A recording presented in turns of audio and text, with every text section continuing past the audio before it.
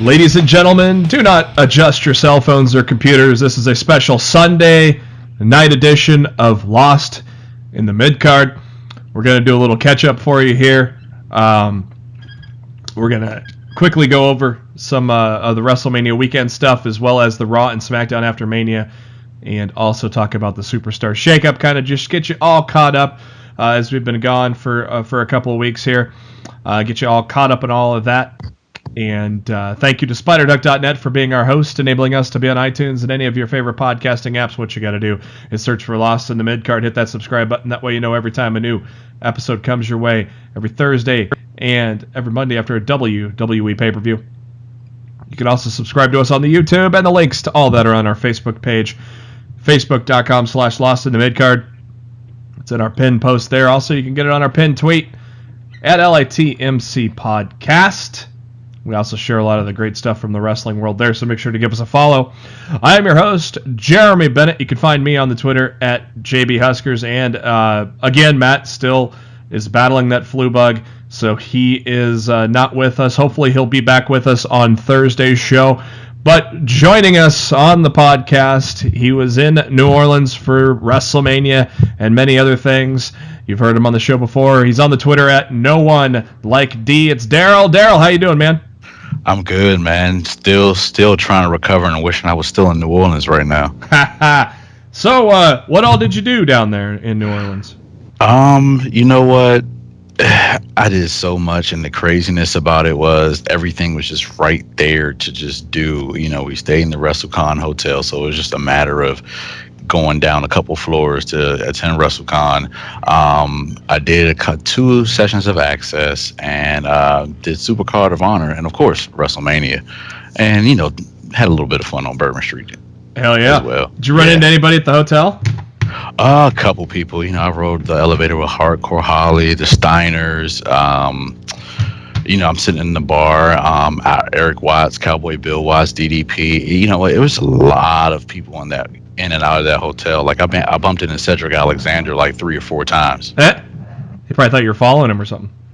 No, he was just having fun because a friend of mine kept beating me up. So you know, he thought I was and needed some help. Did you talk to anybody or? I had a conversation with Kenny Omega, believe it or not. Oh, nice. Yeah, just shooting a breeze with him about, you know, Japanese culture and, you know, how often he comes over here. He's a good guy. Really good guy. Where did that happen at? That happened, I was walking out of the lobby and he was walking in with Kota Ibushi. Oh, really? And yeah, so I just said, hey, what's going on? And, you know, he just started the conversation. I was surprised. That's awesome. Did a lot of people bother him at that point, or? They tried to, you know, he would, you know, too sweet a couple folks, but a lot of people didn't bother him because he was in mid-conversation with myself, which was cool. That's cool. That's awesome, man. Yeah. Was it the forecast called for a lot of rain? Did you run into a lot of it, or? Not really. The Thursday it was a nice day. Friday was pretty good. Saturday morning, I want to say it was about 75, 80 degrees, but you know, as I was at Supercard, probably in the middle of the show, the temperature literally dropped from like maybe 75 degrees to maybe like 40 degrees instantly. So imagine half the folks down there in shorts and t-shirts just shivering. I know I was. I could imagine. How was Supercard of Honor? I didn't get to watch it yet. I aired my grievances, I think, on the last show when I did the last solo show covering WrestleMania and Takeover and all that. I aired my grievances, and I told you before we recorded about how it wasn't available yet. So was it a good show? What was your favorite match? It was a really good show. Surprisingly, a lot of people would probably say the ladder match was their favorite match, but mine personally had to have been Paige and Kota Ibushi. Yeah, Paige has definitely come a long way in the past year and a half, 2 years. And, of course, all he needed was a chance, and Bullet Club was a good chance. How was Cody and Omega for you? It was great. You can tell that with the being the Elite Series, as well as that match that they're having in the story that they were pretty much telling, that it's a big build up, and I think the end's going to pretty much lead up into All In. Yeah. What kind of end would it be, you think? You want me to tell you from my heart, or do you want me to tell you reality? give me both. Okay, so reality.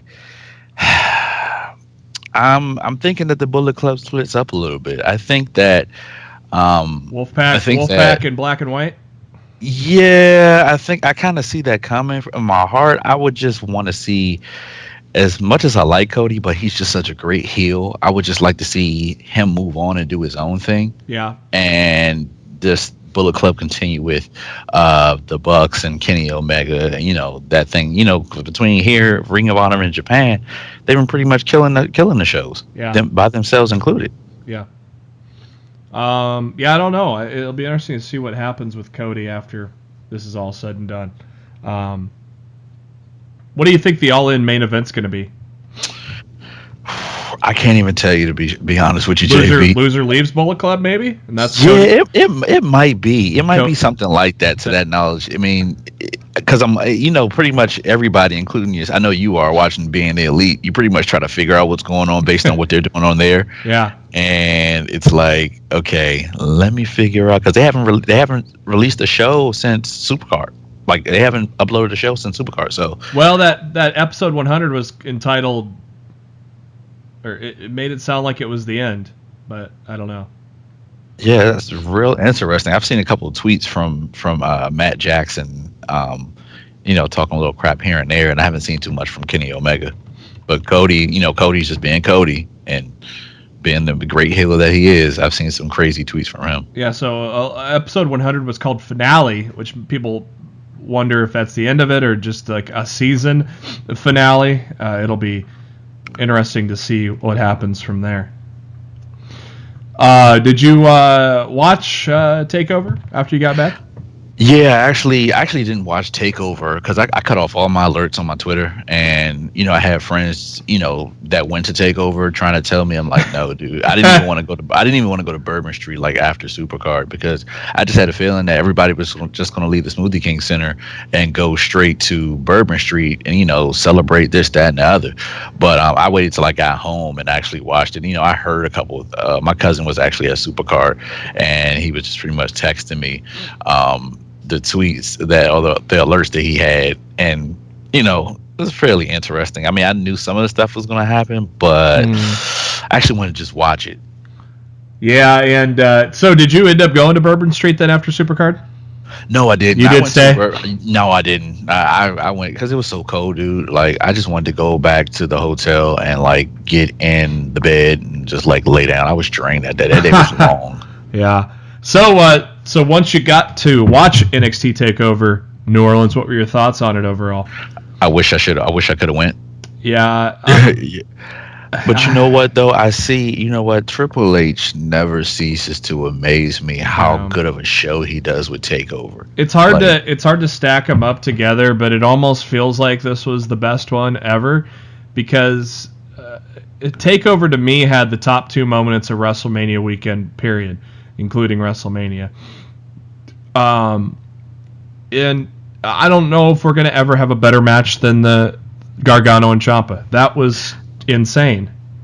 You know what? Like I said, Triple H never ceases to amaze me, so I wouldn't be surprised if he has some other matches up his sleeve. Eventually, he'll top it eventually. But I don't think anything can top that Takeover. A lot of people will say Brooklyn, with Sasha and Bayley, or Dallas with Sammy and Shinsuke.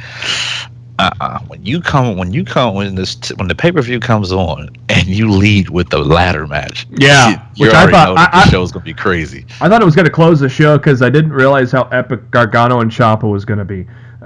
So that obviously should have closed. Obviously, Triple H knows what he's doing, so he made the right call. So the ladder match opens things up. EC3, Adam Cole, Killian Dane, Lars Sullivan, Velveteen Dream, Ricochet. Yeah, I'm like, how is anything gonna beat this? This is the first thing of WrestleMania weekend, and it's like, how is anything going to beat this? It was insane. It was ridiculous, and from what I watched, like those guys put everything on the line. Special kudos to Velveteen Dream. He took so many bumps that match. It was ridiculous. He was like my dark horse pick to win it, but my official pick was Adam Cole. I kind of felt like the Undisputed Era was gonna walk out with all the gold except for the women's titles. But wow, I mean, yeah, it was insane. I mean, the two big men driving guys through ladders out on the outside. Yeah, I mean, I think Killian Dane pretty much is probably one of your bigger, like one of your best athletic big men. The things that he was doing, and I mean, take it back to the War Games. Like, Yeah. I already knew he was going to put on a show. He was the MVP of War Games. Yes, he was. It didn't take long for Ricochet to show the NXT universe what he could do, did it? Did he? Not at all. Like, if you haven't seen Ricochet before and Takeover was your first time seeing Ricochet, you're in for a lot more. Oh man, I mean, the shooting star press off of a ladder while the dude is getting ready to tip it over. I mean, that was insane. Dude, that was ridiculous, and that just shows you the athleticism of these guys. You know what? I can't even think at his age I could do that crap. His entrance is so dope. Yes. Oh, I love it. I love it. He actually liked my tweet this week, saying how I'm just saying how badass that entrance was, and he liked the tweet during NXT last week. I actually got to see him live on Thursday. NXT came to DC for the first time. Nice. Thursday night. Yeah.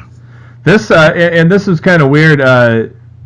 They taped, and we didn't record on the night that they taped, and so I have not been spoiled yet. It's rare that I use, a lot of times we'll record when NXT is going on, so I'm like, all right, Matt, go ahead and give me the spoilers. You know, we'll talk about them at the end of the show, so that way people that don't want to hear the spoilers can hang up. So I don't have any spoilers in front of me for this set of taping, so I'm excited to see. And this week's NXT was pretty damn cool. So I'm excited to see where they go. The one thing I do know is I think eventually they're starting to plant the seeds of Ricochet and Velveteen Dream. That's about the only thing I know about Takeover. I don't want to spoil anything, but that was the match on Thursday at the Anthem in DC. Ricochet and Velveteen Dream, especially Velveteen Dream's from DC, so like he got a huge ovation. Now of course, Adam Cole wins the first ever North American Championship, and if you're having a first ever for a title on a brand that's basically the hottest brand in professional wrestling today, Darryl, you really can't have a bad first ever than Adam Cole, right? No, not at all. Not at all. You start off. I pretty say you put him in the echelon of the Seth Rollins is the ones that won the first NXT title, or Finn Balor, the first Universal champion, stuff like that. You put it on the right guy. Yep. Triple H would know exactly what he was doing. Exactly, and that belt's so pretty. Oh, yes, it is. If Dusty Rhodes signed, oh man, that belt is so pretty, baby. It's terrible, baby. It's a beautiful thing, baby. Look at that globe on there. Oh, it's so pretty. Woo! I got my polka dots a dancing, if you will. But that belt on that red on that big old globe on there. I'm dying. Speaking of imitations, I watched Something Else to Wrestle With, the debut of Bruce Pritchard and Conrad Thompson on the WWE Network. That was.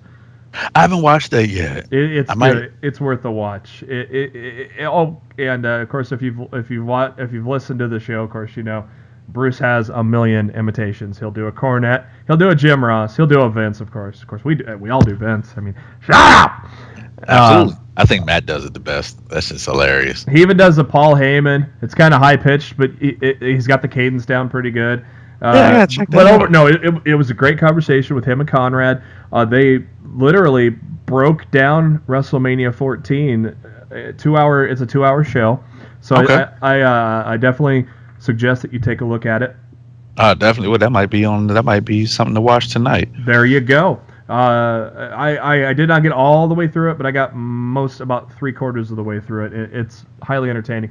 They talk about a lot of the build-up, and of course, Conrad will bring up the rumors, and Bruce will tell you yeah or no, stuff like Shawn, a lot of stuff with Sean leading up with him and Tyson and Austin. So Gotcha. it's very cool. A lot of cool stuff there. So I highly recommend it.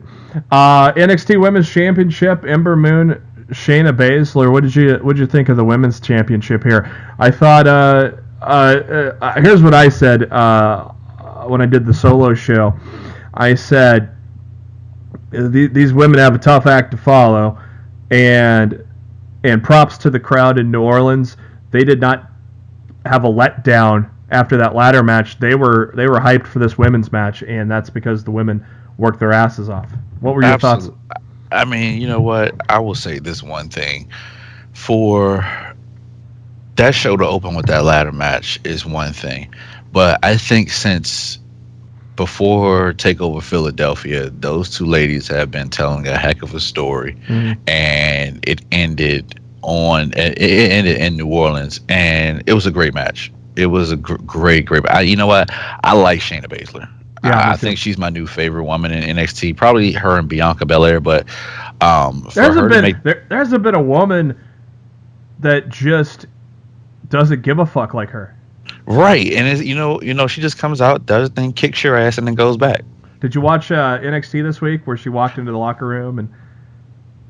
No, I haven't watched it yet. Like I'm doing catch up right now. Okay. A bunch of stuff. Yeah, there's a segment. There's a segment where she walks in the locker room and it's pretty funny. It's just her being a bitch. It's great, and it's pretty cool. It's Shayna Baszler at her best. So I definitely checked it. You know, one thing I didn't know. I forgot what I was watching. I just happened to turn on the network one day, and I think it was Total Divas was on. It was like an old episode from like 2-3 years ago. I think it was when Nikki Bella was coming back, after her neck injury or whatnot. And to stop her from using the first rack attack, she needed to come up with another move or whatnot. So she thought about submission. I had no idea that Shayna Baszler was training her on submissions. Oh, I did not know that either. I didn't know that at all. So it's very interesting to see how long she's been associated with the world of wrestling, WWE. Next up was the tag championships, and of course Adam Cole beat up at the had to look at the doctor not giving him a good prognosis, so they kind of teased it with Kyle O'Reilly coming out by himself, but eventually here comes Adam Cole, followed by Dunn and Strong, Akam and Razor, and Darryl, I got to give myself a Barry Horowitz pat on the back because I called this bitch. You did. I called it to a T. Roddy Strong turning on Dunn and giving the win to the Undisputed Era. What did you think of that turn? I loved it. Me too. Matt will tell you. Like, I think as well, I'm a big ROH guy. So for those guys to all be together and, start some type of, stable that may transition into the main roster to be dominant, that's cool. I'm here. I'm here for it. I'm here for all of it. Yeah, that was a hell of a match. Props to Adam Cole for getting maybe 20 minutes of rest. Yeah, I think he was asleep. Baszler and Moon went about 15, and you got a little before and after that match. So maybe 20 minutes of rest is all he got. The ladder match was 31 minutes. Jesus. Yeah. So props to Adam Cole there. Of course, it's not going to be any surprise to you that obviously Strong and Fish will be the tag team, and Cole, of course, has the North American belt. I think it's cool that Fish is out there with him, even with the torn ACL.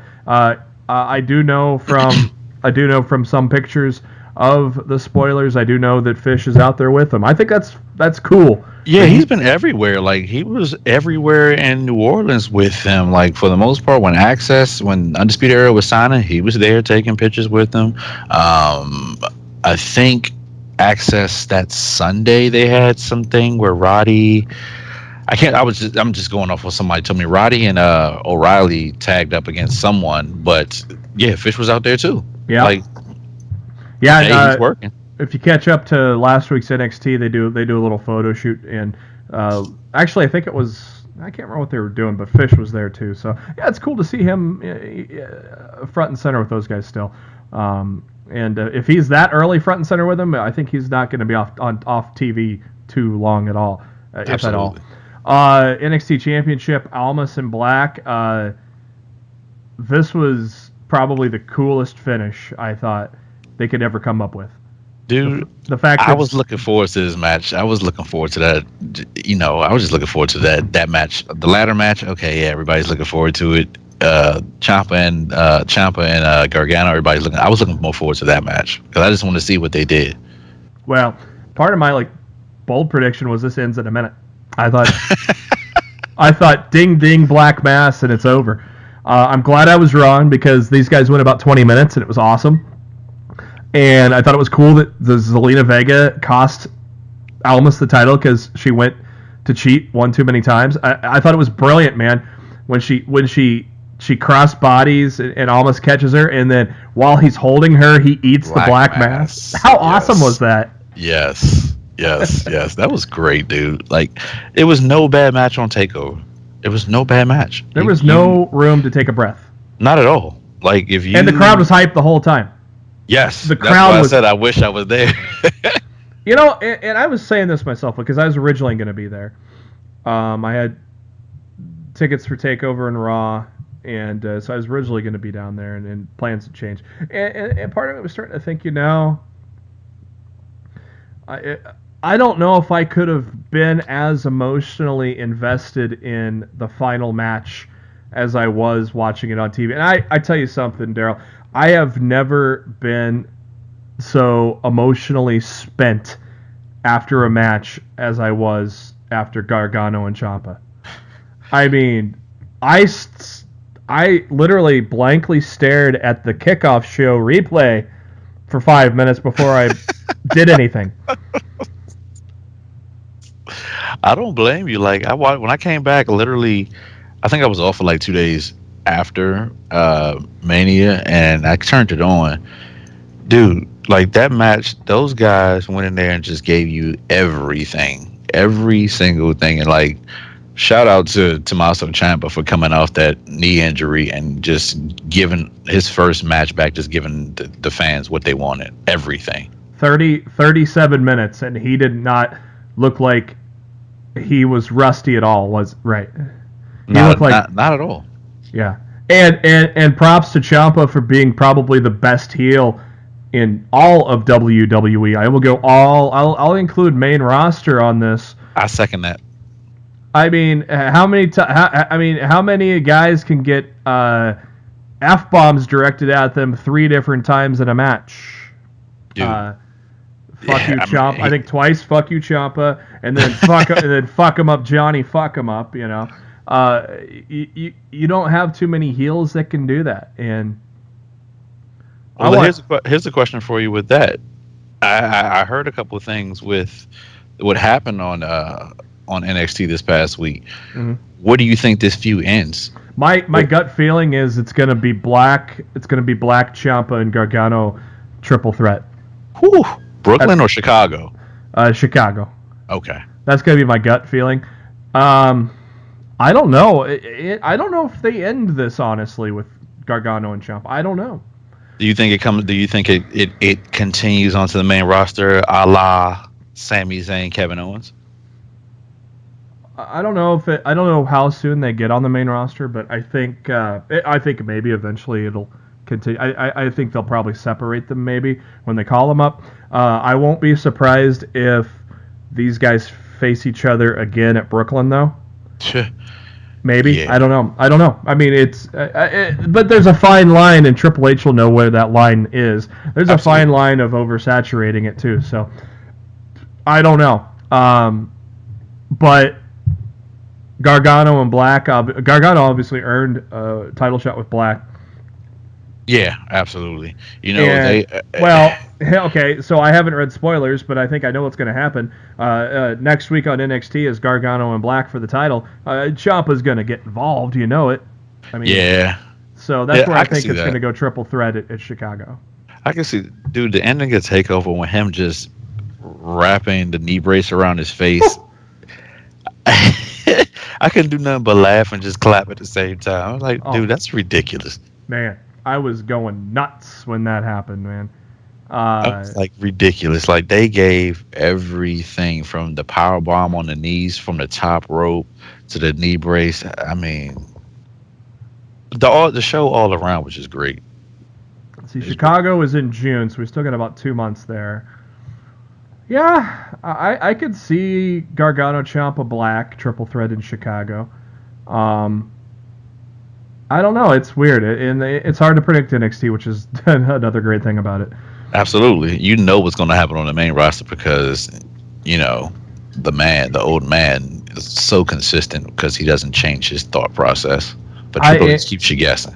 Yeah, and it was so funny. It was like, I got to the point in that match where I'm like, if I go, I'm going to be physically, I said this on Twitter, I'm going to be physically ill if Ciampa wins this match now. Dude, I'm a Ciampa fan, so I would have been happy with that. Me too, but after all that and Gargano to yet lose, I'd be like, God. And then when he had that crutch broken in half, could have stabbed Ciampa with the sharp end of it, or and Ciampa basically got him to back down, but he was ready for it at the end. My God, that was amazing. WrestleMania, I think it was good. It just could have done without the last two matches. Yeah, I think I was more entertained at how big the Superdome was. Oh yeah. Like that just amazed me because it was my first time being in a dome. How loud was it when Bryan came out? Dude, one of the reasons why I was just happy to be there because I wanted to go to 30, and 30 is one of my favorite WrestleManias. When Bryan won the title, you got 70,000 people just chanting yes, and I got to participate in that a couple weeks ago. It was great. Like it was deafening. The sound was just like deafening. It was just great, fantastic. Like everything, it's like that sound just comes at you at all directions. It's sick. Matt Hardy winning the Battle Royal. I thought that was great. I have thoroughly enjoyed the partnership with Bray Wyatt so far. Yeah, so have I. I'm a Bray Wyatt fan. It surprised me that they did it the way they did, but I loved it. I loved every part of it. It's to the point where I didn't mind Jeff going to SmackDown because of how good this has been so far. And it's so entertaining at that. You got two guys who are great in the ring, but it's just entertaining as hell. And, I mean, there is no doubt that they're winning the greatest Royal Rumble match. I hope they do. For the tag titles. Well, for one, the bar are on SmackDown now, so... Yeah. That kind of changed things. But, let me ask you one quick question before you get down to the shakeup. Is it me, or is it that SmackDown is just loaded with the tag team division? Yeah, it's pretty good. And we'll get to the shakeup here at the end. We're going to still talk about Mania quick and Raw and SmackDown after.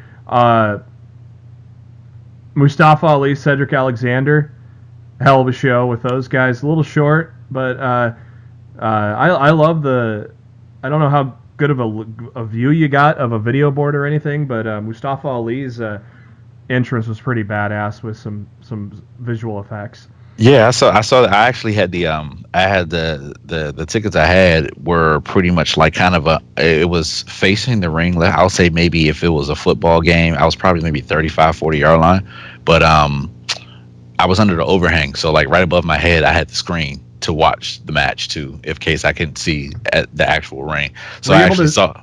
Were you able to see the AR stuff on the screen? Yeah. Okay. I saw Oscar's stuff. I saw the New Day stuff. Mustafa Ali with the Sub-Zero was so cool. That was badass. That was cool. I don't think they could have gone wrong with either guy winning that match. Not at all. Not at all, because those guys worked their asses off. From day one, Cedric in the Cruiserweight tournament. Like, come on. Like Mustafa has developed his character so much over the past few months. Yes. I'm like proud of those guys. Like, really, for the limited amount of time that they had on the pre-show, they guys put on a hell of a match. I was a little disappointed with the women's battle royal. It was just there for me. There was no intrigue. The only thing I appreciated the fact that they added, some of the NXT ladies. Yeah. And they had their little moment where they were chanting NXT. Mm-hmm. You know, that's the only thing that pretty much excited me. It made it was exciting for me. I just, to be honest with you, I just wanted to see Cedric and Mustafa to get to at the pre-show to keep it real with you. Yeah. Yeah, it was disappointing. You know, and I don't know why, but it just was. You guys still thinking about you guys talking about the trophy looking like fallopian tubes. Yeah, the uterus cup. That's what I call it. I call it the uterus cup. I have to use that one. But the show kicked off in tremendous fashion. Intercontinental Championship, Miz, Finn Balor, Seth Rollins. Amazing way to kick off WrestleMania. Dude, Seth Rollins paying tribute to Game of Thrones was great in his entrance. But you already knew what they were going to do. You already know these are three of the top stars in WWE. Like they were going to set it off, and I'm glad that's one thing that Vince did do, set the show off with that. You couldn't open it. I don't think you could have opened it any better. And he went against Booking 101 because Rollins beat Balor on the Raw before Mania, the Go Home show. So a lot of people were picking Balor. I picked Miz because I had a feeling he wasn't taking time off, and I had a feeling that he was leaving Raw because you know, with Daniel Bryan being healthy, I just know that feud has been years in the making. So I just had a feeling he was going to lose it. We got something to talk about there in a little bit. You know, not to be outshined, I thought Charlotte Flair and Asuka tore it down as well. I think these are the first two matches of WrestleMania are two of my top three matches of the card. And I'll give myself another Barry Horowitz pat on the back because your boy here called Charlotte ending the streak 2 weeks before the fact, and it happened. And what'd you think of this match here?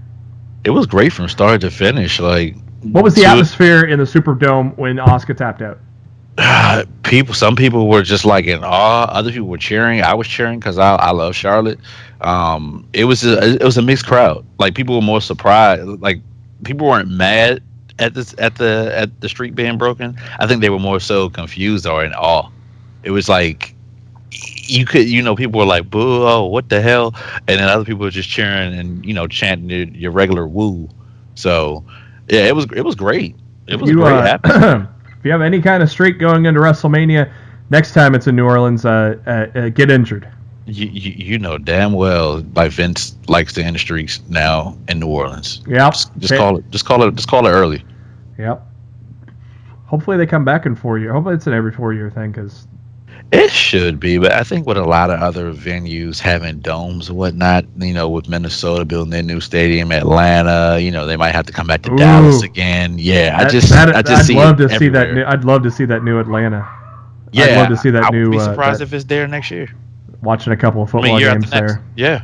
I've seen a couple Monday night football games or whatever, or Sunday night football games there, and man, that stadium just looks so sweet. I think I'm spoiled now because I love domes now. And then Vince is tempting fate again with New York next year. I mean, what the hell, dude? That's not happening. I'm not doing that. No, I'm not either. I'm not either. I'm actually going to I think I'm going to the Rumble. The Rumble's in California. Phoenix? Okay, yeah. I'm doing SummerSlam this year. My girlfriend's aunt's got a house down there, so that's a hotel we don't have to pay for. So cool.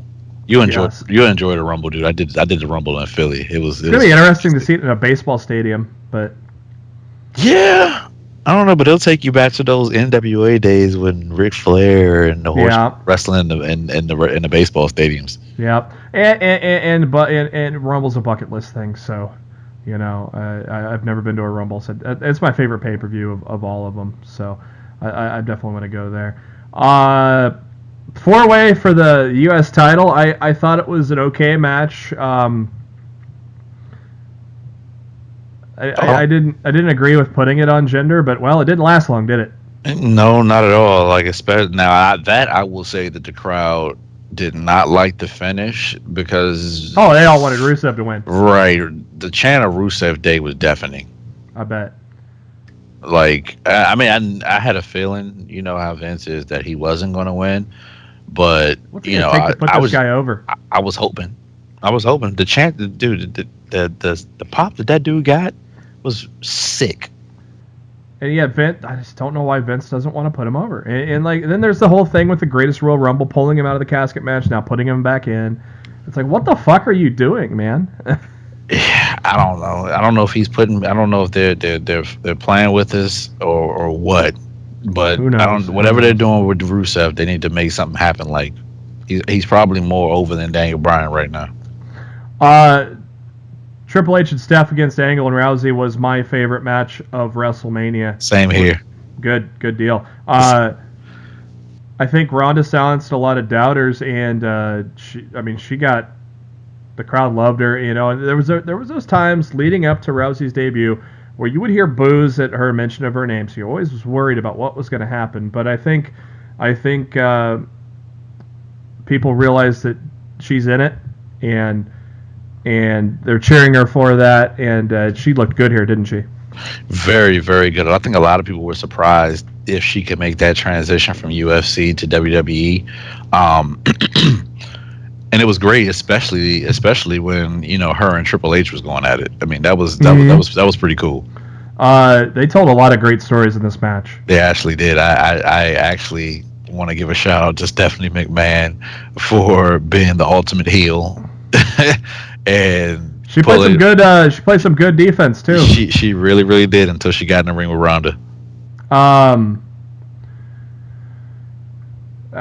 Some people were saying that there's a possibility that she was going to tap Triple H out to finish, but like as Meltzer said, there's more to go with in the future by having Steph tap out. Yeah, it made more sense that way. And Kurt Angle revealed that he had been dealing with a bum quad, and he was worried. Yeah, it was taped up. He had it taped up in the match. He said he overtrained, and he was worried that he may not be able to go. But thankfully, and he didn't look hindered at all. I don't think so. Not at all. You know, he had his moments, and you know, Triple H, Ronda. I think overall, all four of those guys, and I mean both the guys and the ladies, I think they had a fun match. I think they had fun in there. It was a great match. Like I think it was probably, like you said, it was the best match on the part to both of us. Dana, I don't know if you saw if they showed him on the Tron, but Dana White in the crowd applauding the win for Rousey. Yeah, I did see that. I have an inkling that Fox is going to have both UFC and WWE now. You think so? That there is a rumor that came out this week that UFC is going to be split between Fox and the new ESPN Plus subscription. Oh. So I think that splitting of the cost of UFC may enable Fox to get them both. That might be pretty cool. ESPN Plus I have no interest in paying for, but neither do I really. Tag match was exactly what it was supposed to be. Bludgeon Brothers winning in less than 10 minutes. I'm not gonna lie to you. I didn't see none of that match. Really? Yeah, I went up like right after Ronda Rousey. I got up and went to the bathroom. Like the line was ridiculous. Like by the time I got up, I heard the Usos music. By the time I finished using the bathroom, I heard John Cena's music. Yeah, and you didn't miss much. It was everything it was supposed to be. So I figured the Bludgeon Brothers was going to win. I mean, you dominated these two teams for the past 3 to 4 weeks prior to Mania. It was just obvious. What were your thoughts on Cena jobbing to Taker in 3 minutes? Okay, so I knew what it was as far as Cena getting beat so fast. I think that was more for the crowd. And how does WWE label WrestleMania the greatest spectacle in sports entertainment? So, quote unquote, as I'm throwing my two fingers on each side, spectacle.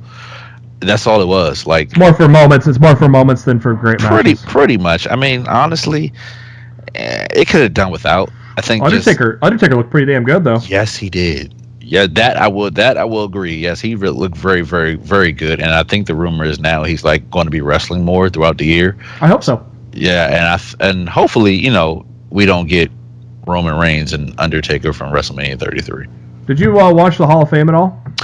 Yes, I did. It was good. Yeah, I actually got to meet the Dudleys before they went in, and then the next day I ran into Bully Ray at WrestleCon, and told him congratulations and whatnot. Nice. Hillbilly Jim went a little long. Yeah, Mark Henry was amazing. I think I had more fun with Mark Henry's speech. The best was JJ Robertson. That dude lit up the crowd. That dude was so good. That guy, he was so funny. For him to be 16 years old and just have that type of personality where he could just go in front of a crowd of wrestling fans as well as WWE superstars. He almost got like one of the biggest pops when they introduced him at Mania, didn't they? Yeah. That kid's over. Everywhere he goes, he can go to. I was putting it on Twitter. I was going, he should be the new SmackDown GM. I would love it.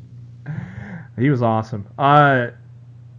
Jeff Jarrett was great. The Dudleys were highly entertaining. I heard, I saw pictures. A lot of the fellow peers of Goldberg weren't there for his speech. A lot of empty seats.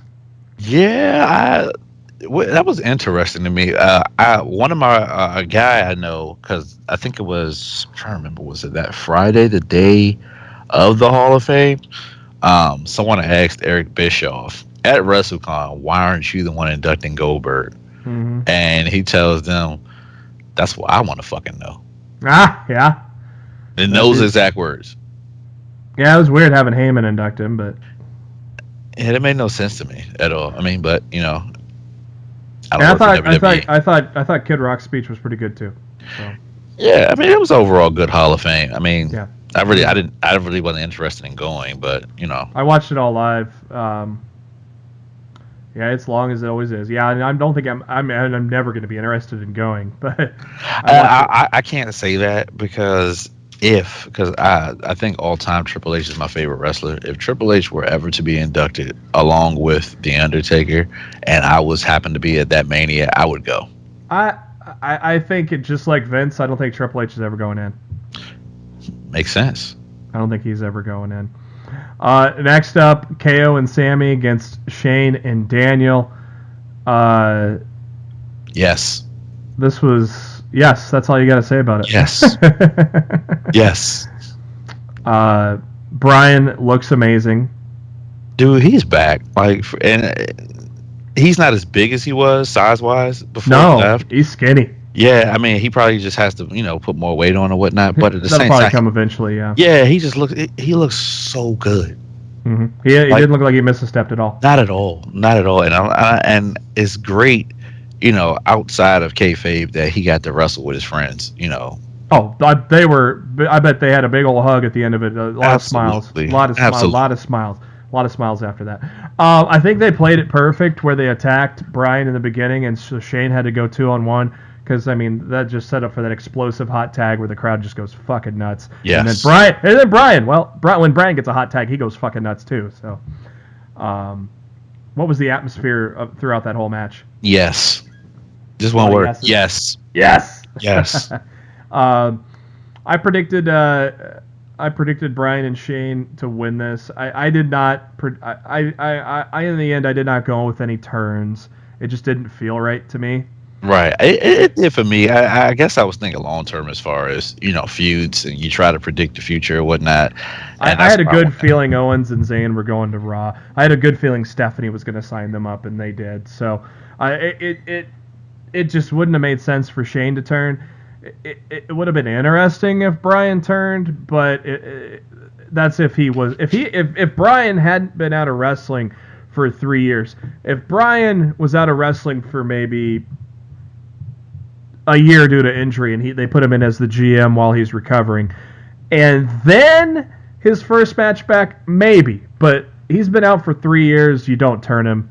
I thought that a lot of people were talking about that. I thought it would have been interesting, but maybe if he was only gone for a year and we knew he was coming back, but we had no idea he was coming back, and I think I think Vince went with the right ending here for. He did. It was very entertaining. I actually love that match. Bliss and Jax went a little longer than expected, but Nia Jax, the crowd definitely behind her, and the story they were telling with her overcoming the bullying and stuff. It really sounded like the crowd really was happy for her to win her first title. Did it feel like that way for you? Yeah, like nobody. I mean, you had your Bliss loyalists, of course, but for the most part, based on the story that they told prior to, and even leading up to before this feud even started, like Nia Jax has worked her ass off from NXT. She's taken, for her to have her moment, at WrestleMania, you can't take that away from her. And the crowd was so much behind her. Yeah, that for sure. The letdown of the evening was AJ Styles and Shinsuke Nakamura, but I know why they let us down. This was not the epic 6-star dream match that we thought we were going to get at WrestleMania, and it made sense. Yeah, it actually did, because I mean, if you put them, because I think we're going to get that 6-star match at SummerSlam. You think so? Yeah. Oh yeah. This is going all the way to SummerSlam. This feud. I mean, I hope so. Vince will throw us a monkey wrench and just say, "Hey, go at it at Money in the Bank or one of the Great Balls of Fire, one of the smaller pay-per-views, just to sell tickets." Kind of like when I think it was Kevin Owens and Sami Zayn when they fought at Battleground. Yeah, I was at that one. I'm like, this is one of the greatest matches ever. But it was at Battleground, dude. Like, everybody was more interested in, I think, the triple threat with the Shield at that match. I mean, at that. What was going through your mind when that low blow hit? I'm not surprised, and I'm a New Japan. I'm a big New Japan fan, and like when Shinsuke first created chaos in New Japan, he was a pure asshole, and I love this Shinsuke. I've loved that Shinsuke. I've been wanting. I never saw that. I never saw that Shinsuke. So I have thoroughly enjoyed this heel Shinsuke. I love it. If you have, I'll tell the listeners, if you have not seen heel Shinsuke is hilarious. He's just complete dick.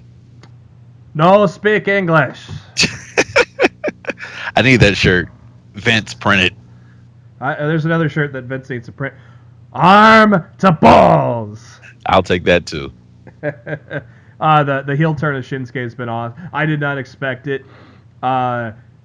That was an amazing moment. That made it all make sense of why this was not the match it was supposed to. I mean, they did go 20 minutes. It was a good match, but it didn't even make my top 3 of WrestleMania. Not at all. Not at all. I fully expect this to go all the way to SummerSlam. With that being said, it's pretty much Vince like, oh, okay, you spend a couple $100 at WrestleMania. Okay, I'm going to set this match up where you're going to spend another couple $100 at SummerSlam. Now, if they would have just... Okay. The Braun Strowman Nicholas thing would have been cool on Raw, but not WrestleMania. Dude, I was so disappointed. And I'm thinking, because, remember I told you, I was sitting in a part of the dome where I had one of the monitors right above my head, so I got to see everything that was going on. And you see the crowd. The cameraman pans over No Way Jose and a couple other NXT stars. Who is this Nicholas kid? Oh yeah, really? Like, it's to me that seems like, oh, well, yeah, we don't know who to put. So, or it sounds like somebody wasn't ready to be Braun's partner because they were still injured or something. Just didn't make sense to me at all. Joe would have been great, but I guess. Well, and now he's on SmackDown, but it kind of made sense. Like, it seemed like he was going to feud with Reigns, but now he's going SmackDown, so it'll be something different. But and the thing was, I was looking forward to that match too, just to see. It would have been, the crowd would have popped, and it would have been more enjoyable if you had Braun just beat the bar by himself and been tag team title champion by himself. Yeah, it was ridiculous. Now I said they could have done without the last 2 matches. I will say Lesnar and Reigns did work their ass off, but having him kick out of 5 F5s was ridiculous. It basically when one basically put him on the shelf going into WrestleMania, and he's kicking out of 5. It's like, come on. And, and Vince changing his mind last minute. Yeah, I'm just like, Crowd boos Reigns, so he's changed his mind and has Brock retain. What I guess I could tell you my feeling when that match came out. I was just like, oh, okay.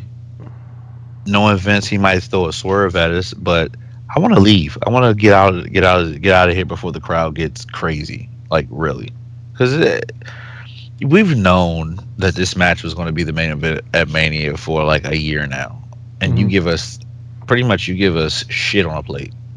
Yep. Like, I mean, I'm happy that Brock won. I mean, I like Roman Reigns, but at the same time, just like, dude, like, come on. I actually enjoyed Roman Reigns and Brock Lesnar at 32. Well, no, 31. I'm sorry, 31. I went before Seth cashed in. That was an entertaining match. He introduces Suplex City, bitch, and Roman kicking out. You saying that he's durable.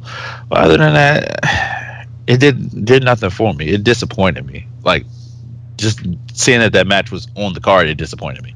Yeah. It was the last two. It was kind of ended on a down note, and it didn't help that the fact that it was like a 7-hour show either. But yeah. Did you catch the Raw and SmackDowns after Mania? I did, because I actually came home. I had Mania ended there probably about 10:30 their time, because they were an hour behind us here on the Eastern Standard Time. Mm-hmm. So I actually stayed up because I had a flight at 5 o'clock. I came home, slept all day, made sure I was up for Raw after Mania. I never missed that.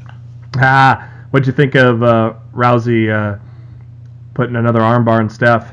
You're just setting her up. It boggles the mind for me, though. How consistent is she going to be on Raw, though? And do you think this becomes the modern day Stone Cold Vince? I can see it. Stephanie is her father. She's her father's daughter. So I think it can be. I think it can be. But you have to build it up correctly. You have to have some type of consistency with it. And just show us something new. Don't go back to, you don't want to see Ronda Rousey riding in a beer truck or nothing. What? Yep. Bliss and James took on Nia Jax and Ember Moon. How about Ember Moon coming to Raw? I love Ember Moon, and that's the right place for her to be. She's like, I was like wondering if the WWE universe would be crickets for her. No, man, they were hyped for her and hyped for the week after too. So yeah, for the folks that have not seen, who don't watch NXT and just watch straight main roster, welcome to the eclipse. Yeah, they were hyped for her. So I think she's going to do just fine. I was worried if she would get the crickets, but she has done well for herself. Absolutely. Strowman and Nicholas relinquished their belts because he's got a conflict scheduling with school. Dude, funny moment. It was pretty funny. Just why? There's always that surprise call up to the roster. That was No Way Jose. Adam Rose 2.0. Yeah, basically is what they're doing. I mean, it's worked for some that never really did much in NXT, like Elias. It's worked for, but it really didn't work for Apollo Crews, where you didn't have much of a feud or anything to build off of, and now you're on the main roster. Yeah, he's just simply for the kids.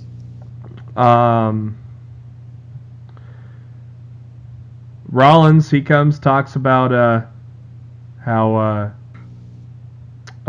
he won the Intercontinental title, and a big old talked about how the "Burn It Down" was loud when they chanted it.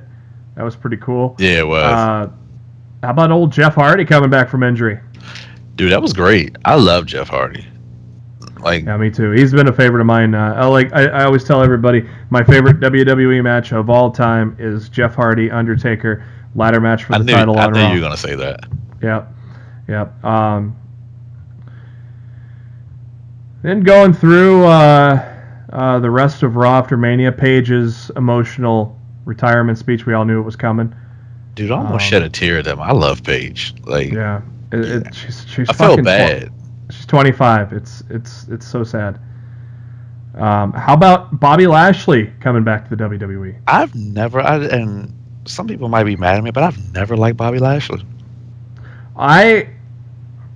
He's so much more well-rounded now. Yeah, I didn't like him his first run. Maybe because I saw him in a couple of I saw him in TNA, and he could cut a good promo in TNA now. He's more well-rounded of a wrestler. I like that. I like that the Destroyer gimmick that he had in TNA. Like, if he can get rid of the damn head, man, I'd be okay. Of course, Sami Zayn and Kurt, Kevin Owens trying to kiss Kurt Angle's ass. They have to have a match where one of them will supposedly win. And how about Kurt Angle saying, "Hey, TNA's hiring." Dude, that was great. That was fantastic. I love it. Made the internet explode. Dude, that was fan-freaking-tastic. Authors of Pain got called up. What did you think about leaving Paul Ellering aside? I know why. I kind of figured that was going to happen. It didn't make sense to me. He didn't want to travel. Yeah, I noticed that when he, the regular NXT house shows, he never traveled with AOP. He stayed strictly in Florida or wherever he lives at. So I figured, with the crucial schedule that the main roster has, especially with Raw, that he wasn't going to be there, and it made a lot of sense. But for a dude that's probably, I don't know if he's in his 60s or 70s, man, hell of a job managing this team for 2 years. Absolutely, and for winning the Dusty Classic as well as the tag team titles, yeah, he's done good work with those guys. And those guys I didn't like them when they first came in NXT. I just thought they were a stereotype Vince team, but they've improved so much. Yeah. They have been amazing in the ring. They can cut promos now, too. So yeah. Probably once they got to where they felt comfortable with them cutting promos is when they decided, okay, yeah, we'll call you up to the main roster. Those dudes are huge in person. So Roman's cutting a promo here on the Raw after Mania, and Joe comes out. And so why do they move Joe to SmackDown if they're building this feud with him and Reigns? I think it has something to do with the fact that they're going to do those joint pay-per-views now. That's the only thing. It's possible the belts could go back and forth on shows. Yeah, that's the only thing. That's the only thing I can put my finger on. So there's a possibility that SmackDown or Raw could have both the WWE Championship, the Universal Championship for a short time, and one moves back, one's over. Yeah, maybe. Yeah, I mean, it makes entertaining TV. And especially if you got.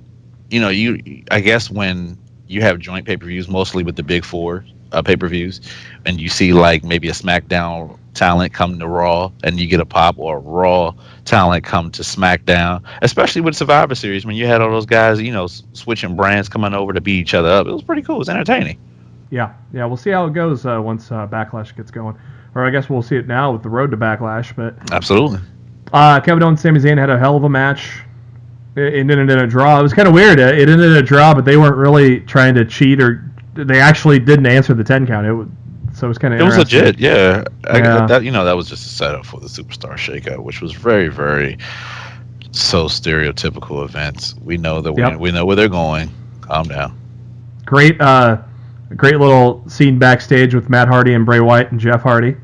Dude, like I said before, there's nothing but they're so entertaining. The broken Matt, or quote unquote woken Matt, and then Bray Wyatt giving Jeff Hardy a hug. I'm like, dude, you guys are hilarious. And hopefully we get this once a month at Backlash, and then Money in the Bank. Hopefully they have these guys meet up backstage once a month at least. Yeah, that's going to be the cool thing about the co-branded pay-per-views is some of these. They didn't really do enough of these interminglings at the Big Four pay-per-views either, so maybe they'll do that. They showed a commercial for the Andre the Giant documentary. Did you catch that one yet? I actually watched it when they actually came on. Yeah, like it actually took me back to my childhood. Not to tell my age or anything, but I didn't realize that prior to I honestly didn't know this, and I've been a wrestling fan for 30 plus years, dude. Like, I had no idea that Hulk Hogan gave him his first loss. Yeah, I did not know that. It just may not. I mean, obviously, there's no internet, Right, and you no know, it's just social pretty much, media. you know, the wrestling magazines that you got from your local paper, you know, your newspaper stand or drugstore or whatever the case may be. But I never knew that. So Uh, it's not hyped up like an Oscar streak or an Undertaker streak. yeah, I mean, Yeah. I guess he was the beginning of the streaks. I guess. I knew that was the first loss, but the one thing I didn't know, I did not realize that once Vince Sr. got his hands on him, I didn't realize he loaned him out to other territories still. Well, yeah, that's why I did kind of know that. It was interesting because you always saw Andre. I go back to my uncles, you know, watching Smoky Mountain Wrestling or the Mm-hmm. NWA or what was it? I can't think of some other think of other Mid Atlantic. territory. Yeah, Mid Atlantic. Those guys like WCCW. I didn't, you know, you always saw Andre. You know, whether he was, you know, in a 6-man tag or you saw him, you know, with the midgets or something like that. But I never knew that. I mean, yeah, I knew that he was exclusive to WWE, but I always saw him elsewhere, and I always wonder how that worked out. Yeah, and man, it was it was kind of a sad show, but it was a fun show, and it was really well done, I thought. So I didn't know he could drink that much though. That was crazy. I knew that. I knew stories of that. That wee man, 100 beers in one setting sometimes. Damn. Well, when you make a beer can look like I don't even know what to describe it. But I mean, just a beer can, a regular 12-ounce beer can in his hands is insane.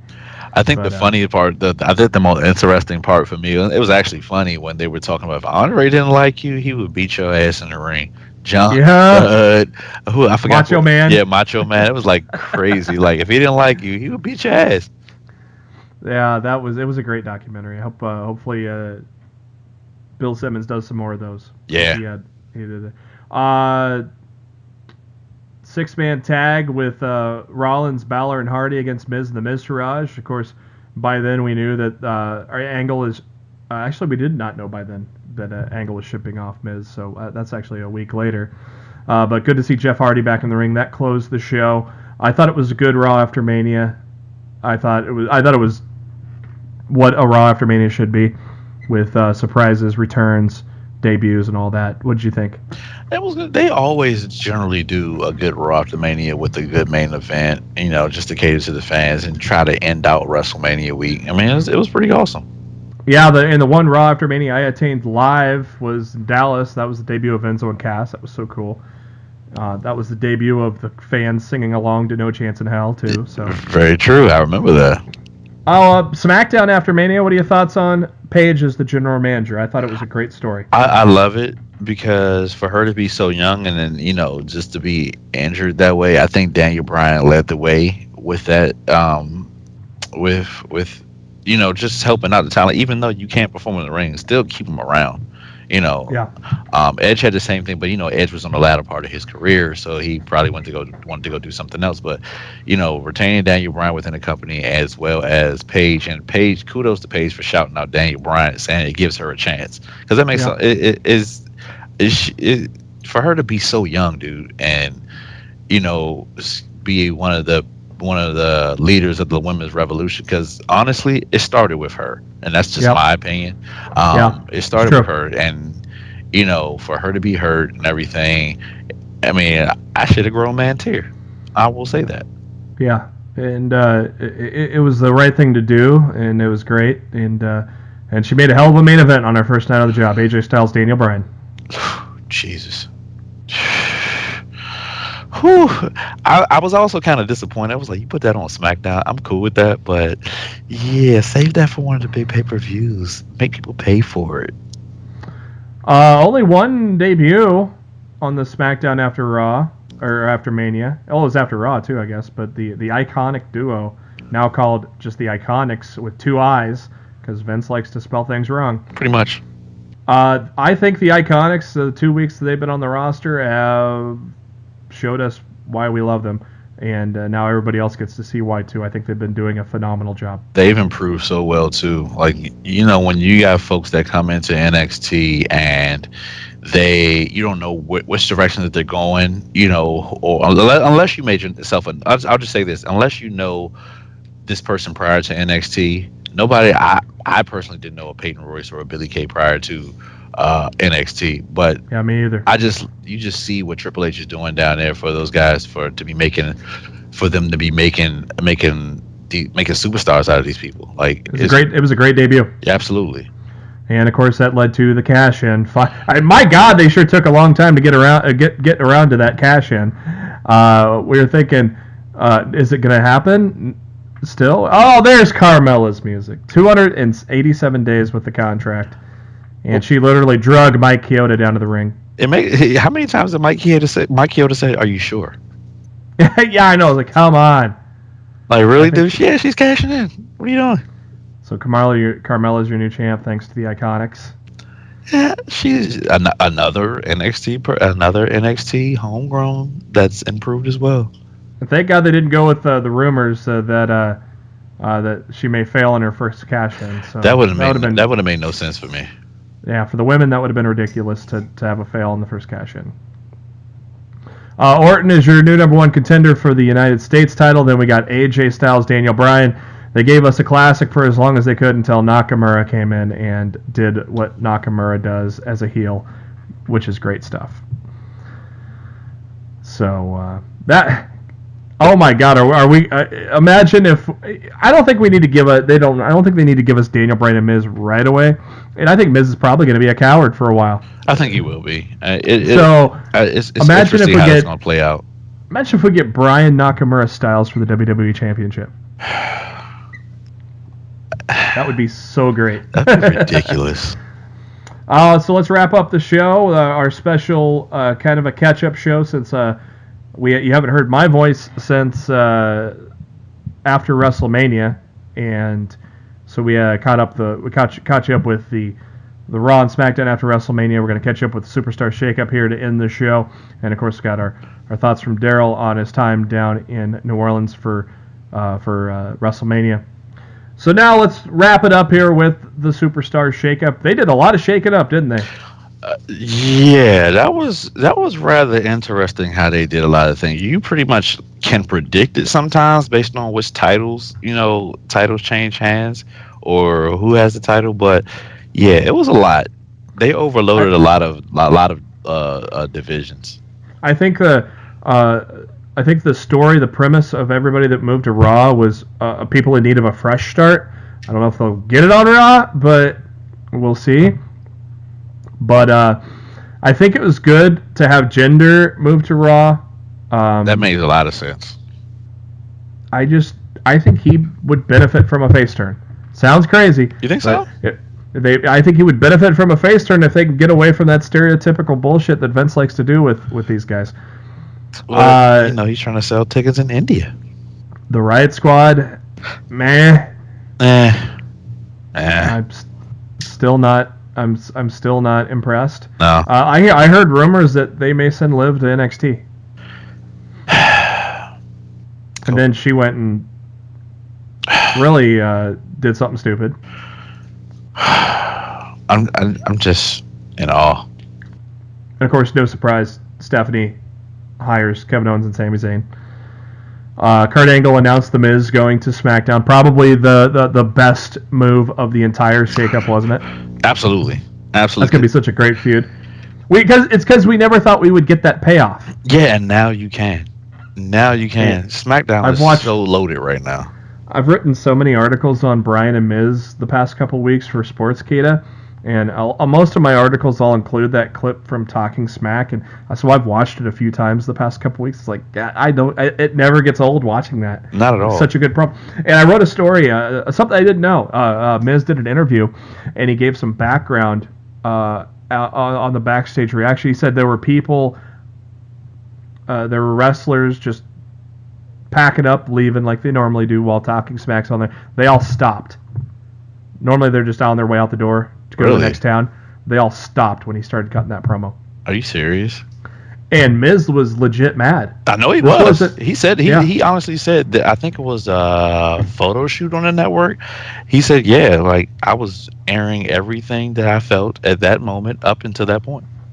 Yep. He said all the wrestlers that normally just file out of the arena after they get all packed up and showered up, they just stopped. while he was cutting that. And again, our theme of guys that need a fresh start. Zack Ryder definitely needs a fresh start. He's on Raw now. Yes. Breezango, they got a win. They got a big win to kick off their Raw. I would have moved Becky Lynch to Raw, but I think I would have thought her or Charlotte would have went to Raw. But Natalya is not a bad option. Not at all. So. Not at all. And especially the direction they're going, with Ronda Rousey, that's probably one of the most perfect people to pair her with, or she's such a better face than a heel too. So yeah. Mojo Rawley, that was a weird one. I think because SmackDown is so short, he just got lost in the shuffle. There was no room or no time for him to actually put on a match. Probably the biggest surprise of Monday Night Raw was the fact that Dolph Ziggler and Drew McIntyre showed up together, and they looked good. I loved every moment of it. I cannot wait to see what happens out of this, because they looked great together. I loved it. Like, Corbin, I know Vince is high on Corbin. They think he's going to be a future superstar. So I like him moving to Raw. I'm probably the only person that likes Corbin. No, no. Okay. Me. I liked him all the way back in NXT when Matt hated him and didn't think he was worth anything. I liked Elias back when he was in the NXT. I just saw something with these guys, and just like I saw something with the Ascension. Maybe hopefully a move to Raw can fix that. I don't know. Yeah, I think because when you have so many tag teams, God, look what they did at NXT. Yeah, move them back to NXT. Fuck. I mean, they were so dominant. They held the belts for a year. I think they pretty much got lost in the shuffle. You bring them up to the main roster, and then you send them on SmackDown when you have the brand split. And like I said earlier, like with SmackDown being a 2-hour show, you have no room for all these superstars at all. Yeah. I mean, especially with the tag team division. I mean, for the most part, it's been Bludgeon Brothers, Fashion Files, Uso, and they're basically Fashion Files are basically relegated to a backstage segment. So I mean, hey, they're making money doing it, so power to them. So hopefully the Ascension finally they could do something with them. Cause I love Connor and Victor, man. They were so great in NXT. I thought so highly of these guys when they got called up. I thought they would put them with Paul Heyman. That's how high I thought they were going to be just as dominant on the main roster, and they were the exact opposite. Yeah, they got caught lost in the shuffle. Bobby Roode to Raw, that was great. That makes sense for me. That makes a lot of sense for me.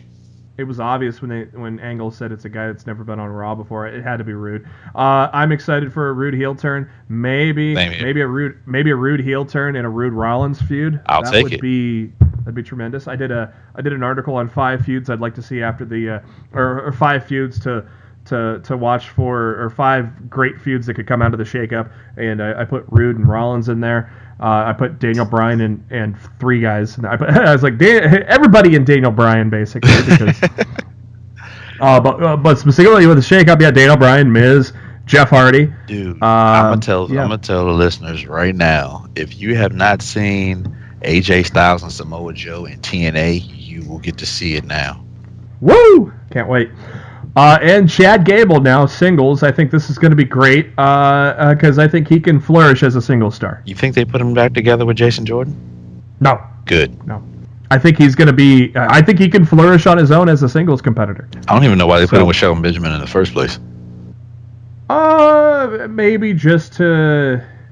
I have my inklings that it was so sudden. I think they wanted to just make sure Gable was ready, so they put him with a veteran. Right. That makes sense. Get him prepared. I actually predicted that both Gable and Benjamin would move to Raw, but then become single stars on their own. Not really break up, but just become single stars on their own. So I was half right on that at least. But I think it's time to turn Bobby Roode heel. Yeah. His babyface is stale, but overall, I'm really happy with what moved to Raw. Of course, SmackDown got Miz. Jeff Hardy, of course, won the United States Championship from Jinder Mahal. To nobody's surprise, he now is moved to SmackDown because they ain't gonna move Seth Rollins to because they're just coming out with the Monday Night Raw shirts. Right. You got to get the merch out there. And hey, who is the number one contender for the U.S. title right now? Randy Orton. So we're gonna get Randy Orton and Jeff Hardy probably at Backlash. That will be great. That's gonna be fantastic. Those two. They didn't break up Absolution like I predicted, but I guess that's not a bad thing that they're there with Paige. It's going to be funny. I think it's going to be an interesting dichotomy. I think they're going to think they're going to get favors from Paige, and she's going to be like, no, I have a job now. Yeah, there's going to be that. I bet they're going to do that. Of course, we talked about Samoa Joe. Here's the great thing about it is he could be finally WWE champion. Yes. Dude, not like, Universal Champion is still that's gimmicky for me. And well, Lesnar's held it for how long? But the WWE Championship, that is the title. It's the most prestigious one. I mean, you know who's holding it now. I mean, it only makes sense for AJ or Joe or even a Shinsuke to hold that title. Sanity, I thought they deserved a call-up. They did not appear on the SmackDown or Raw after Mania, but they had a little vignette on the Superstar Shakeup. No Nikki Cross, probably because Nikki Cross is probably going to be one of the top contenders for Shayna Baszler down the line. But Sanity's awesome. I cannot wait for a Sanity Bludgeon Brothers feud. Whew. I love Killian Dane. I love all three of them. Yeah. I've been a big EY fan for a long time. Oh, yeah. I thought Alexander Wolf is really underrated, character-wise and in the ring. He's got it all. He's severely underrated. And, of course, Killian Dane is a beast. Beast from Belfast. There it is. I predicted Big Cass to go to SmackDown as a way to maybe reboot him. Yeah. But it looks like he's going to still be the same asshole because he's picking on Daniel Bryan. So that might be... it's weird because why have him feud with Daniel Bryan? Because Bryan ain't gonna lose that. Why have Cass lose that? Right. I would never have predicted that. But I mean, even if Daniel Bryan loses that match, I mean, it's not gonna hurt him. And people are like, oh, they're gonna put him on the same show as Carmelo. They're professionals. Yeah. Let's go back to the Bruce Pritchard and Conrad Thompson, something else to wrestle with. They talked about they broke down WrestleMania 14 from build up to the show itself. A 2-hour great podcast, as I mentioned. In that card was a mixed tag match. Mark Marrow and Sable took on Goldust and Luna Vachon. Luna Vachon and Sable hated each other legit. They fucking hated each other. People were worried that she would hurt Sable in her this was her first match in the WWE, I believe. People were worried that Luna was going to hurt her. No. She was professional. She sold everything, made Sable look like $1 million in her first ever WWE match. They were professional. Carmella and Big Cass, they're going to be professional. Pretty much, yeah. So, I was hoping they would make him a babyface. With the way that wrestling is today, I don't think you could have made him a babyface at all. I think he pretty much would have been underappreciated, for lack of better terms.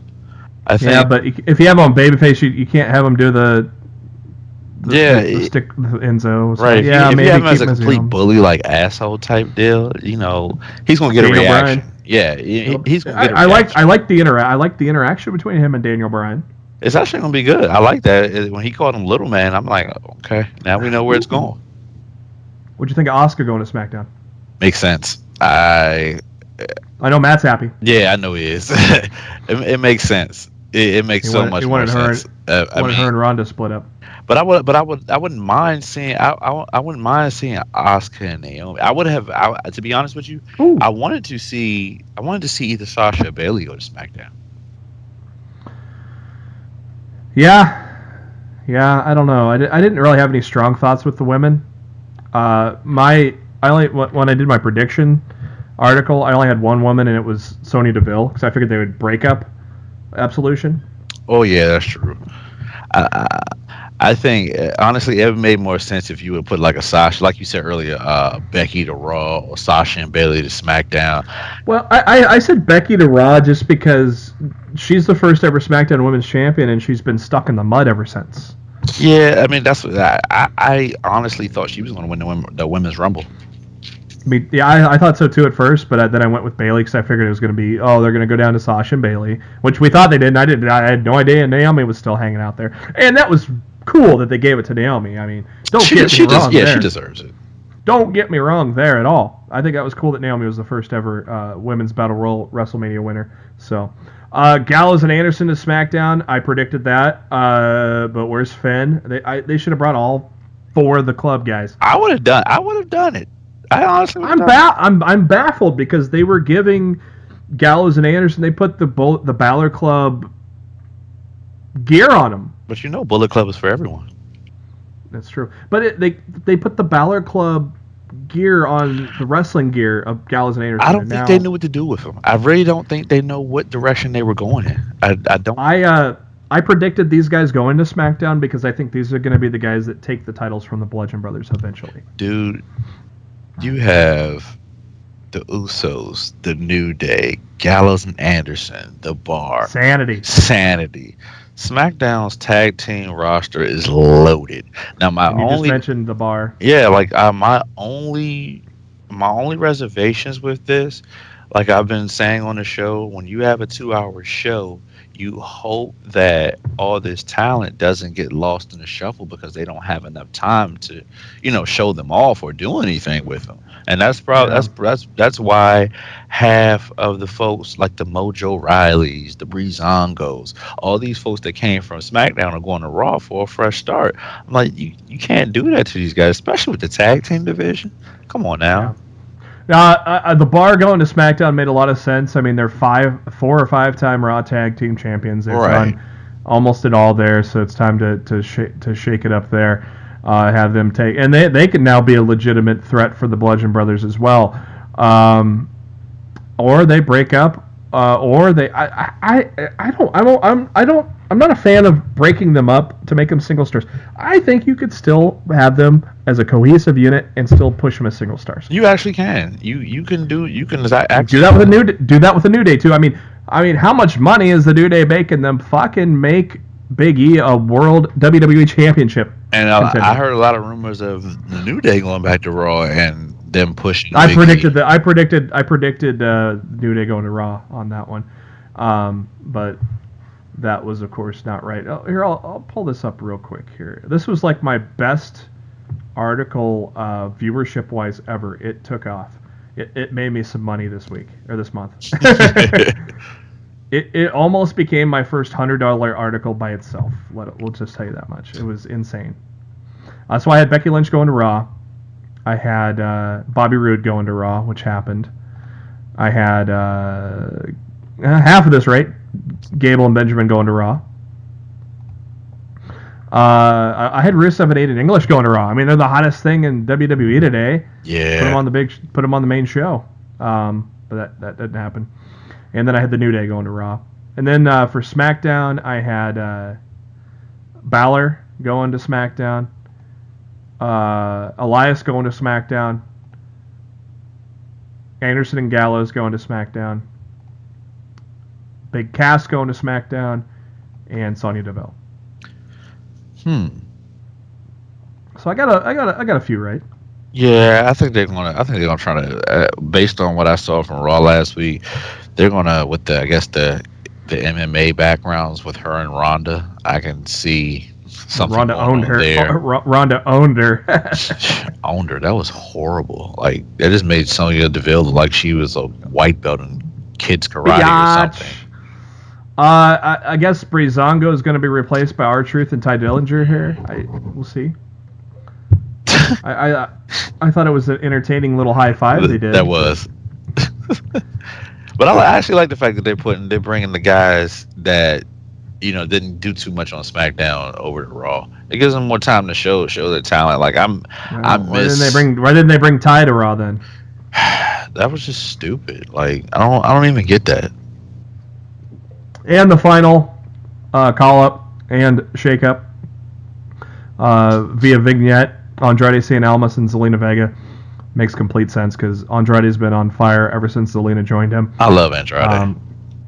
I'm glad they finally put Zelina Vega in the ring finally this week on NXT. Yeah, I heard about that. Yeah, she took on Candice LeRae. Oh boy. Yeah, so I think Zelina has just done a phenomenal job, and that basically deserved a call up with them, I think. So it'll be interesting to see what he can do. I think after Mania, like, this is probably when you try to figure out where things unfold as far as WWE, because feuds are ended and some are just beginning.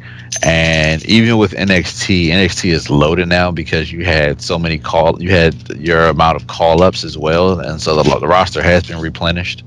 So it's going to be really interesting. It's a good time to be a wrestling fan right now. Exactly. That's going to do it for this edition of Lost the Midcard. We will be back at you on Thursday. We'll talk about Raw and SmackDown. We'll talk about headlines over the past week, and then we'll set the table for Friday's greatest Royal Rumble on the WWE Network. It'll be Friday late morning, early afternoon for those in the United States looking to watch it. But thank you to SpiderDuck.net for being our host, enabling us to be on iTunes and any of your favorite podcasting apps. All you got to do is search for Lost in the Midcard, hit that subscribe button.